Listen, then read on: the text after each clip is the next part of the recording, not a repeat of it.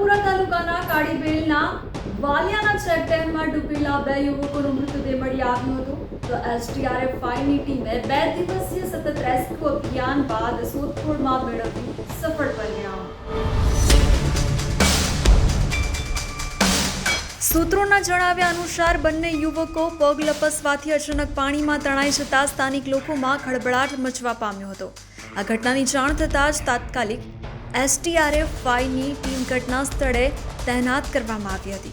પ્રથમ દિવસે સતત પ્રયાસો બાદ યુવકોમાંથી એક યુવકનો મૃતદેહ એસડીઆરએફ 5 દ્વારા શોધી કાઢવામાં આવી હતી. તો બીજા દિવસે બીજા યુવકનો પણ મૃતદેહ શોધી કાઢવામાં આવ્યો હતો, જેથી બંને યુવકનો મૃતદેહ મળી આવ્યા હતા. એસડીઆરએફ 5ની ટીમે સતત 2 દિવસ સુધી અવિરત મહેનત અને તકનીકી સાધનોની મદદથી પાણીના ઊંડાઈમાં શોધખોળ ચલાવી હતી. આ ઘટનાને લઈને ગ્રામ્ય વિસ્તારમાં શોકનો માહોલ સર્જાયો હતો. તો તાલુકા પોલીસ અને વહીવટીતંત્ર દ્વારા પણ કાર્યવાહી હાથ ધરવામાં આવી હતી. સતરામપુરા તાલુકા વહીવટીતંત્રએ નાગરિકોને ચેતવણી આપી છે કે વરસાદી ઋતુ દરમિયાન નદીઓ, તળાવો કે ચેકડેમ જેવા સ્થળોએ સાવચેતી વિના જવું પોતાના જીવના જોખમરૂપ બની શકે છે. તો સાવચેતી રાખવી અનિવાર્ય છે.